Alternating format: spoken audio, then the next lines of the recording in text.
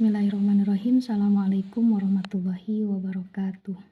Saya Hananuddin Solihah, kelas 1 MPAIB akan mempresentasikan tugas mata kuliah studi kritis analitis ilmu Al-Quran dan tafsir, yaitu mereview tafsir At-Tahrir wa Tanwir karya Ibnu Asyur yang merupakan salah satu kitab tafsir kontemporer.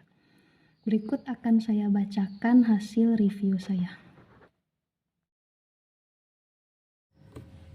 Pertama, profil mufassir. Penulis tafsir At-Tahrir wa Tanwir adalah Syekh Ibnu Asyur yang mempunyai nama lengkap Muhammad Thohir Ibnu Asyur.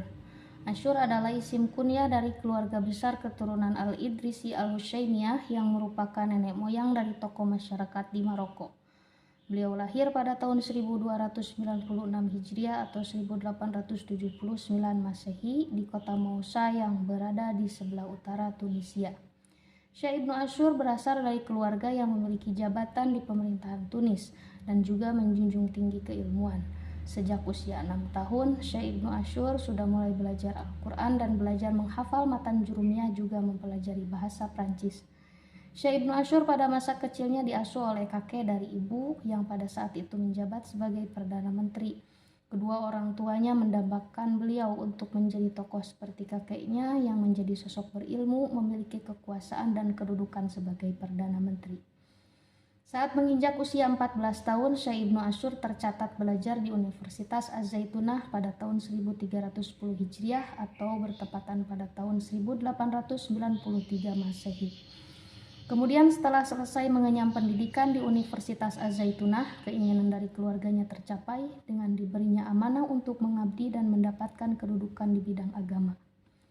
Adapun peran beliau dalam menggerakkan nasionalisme sangat signifikan dengan menjadi anggota jihad bersama Syekh Besar Muhammad Khadar Husaini yang merupakan Masyai Al-Azhar. Hingga beliau berdua dijebloskan ke penjara demi membela negara dan agama. Mereka tidak hanya mendapat tantangan dari kaum penjajah, melainkan juga antek-antek penjajah di setiap negara.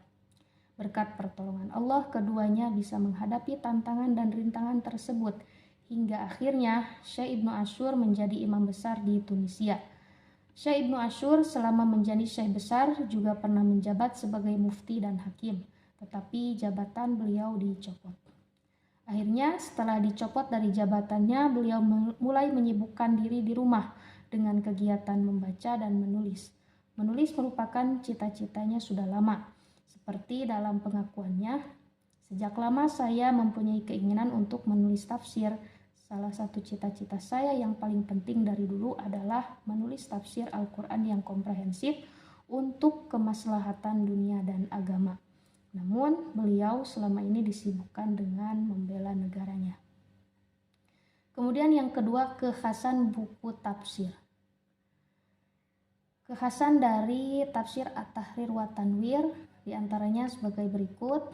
Yang pertama, dalam muqaddimahnya, Syekh Ibnu Asyur memuat beberapa pembahasan tema. Yang pertama, beliau menjelaskan mengenai tafsir dan takwil, sumber pengambilan ilmu tafsir, keabsahan tafsir birro'i, tujuan mufassir, sababun nuzul, al-qiraat, qasas fil Quran, nama-nama Al-Quran, ayat, surat, dan susunannya, makna-makna yang terkandung dalam Al-Quran, kemukjizatan Al-Quran. Kemudian yang kedua, membahas fikih. Beliau menekankan pentingnya ilmu maqasidus syar'iyyah. Kekhasan yang ketiga, sangat memperhatikan sisi kebalagohan Al-Quran. Kemudian beliau menjelaskan kosakata dari segi linguistik atau i'rabnya. Kekhasan yang keempat, tafsir ini menggunakan metode tahlili dengan berjumlah 30 jilid. Yang kelima, dalam penafsiran lebih cenderung menggunakan rasio. Jadi tafsir ini memiliki kecenderungan tafsir birro'i. Kemudian yang ketujuh, menyertakan syair dalam penafsirannya.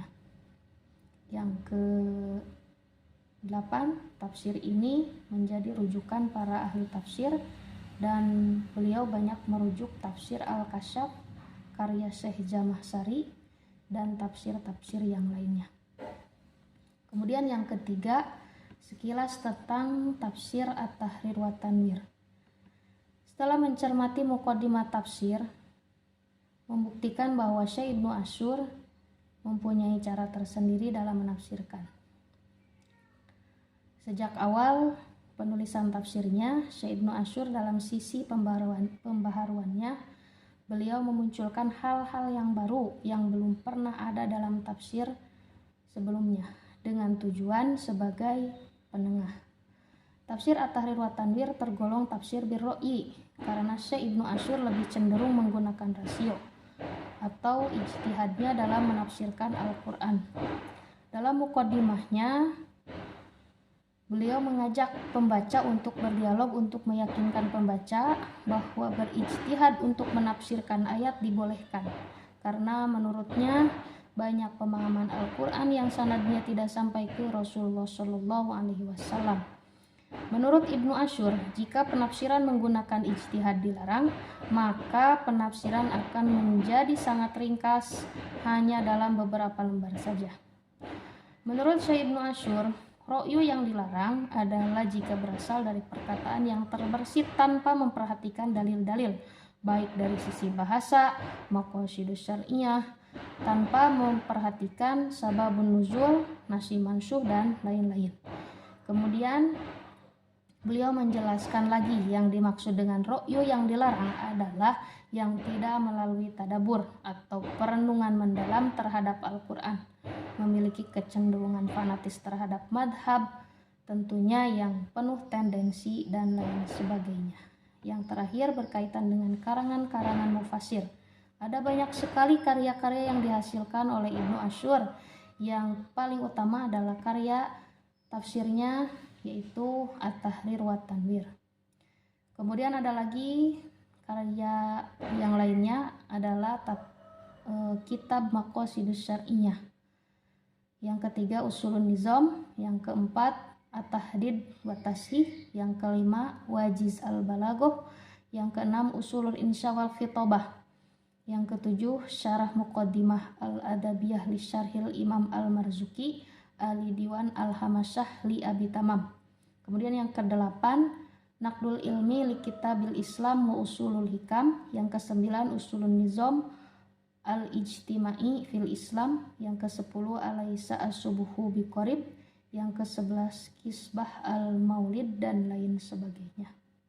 Demikianlah review dari tafsir At-Tahrir wa Tanwir yang dapat saya sampaikan. Assalamualaikum warahmatullahi wabarakatuh.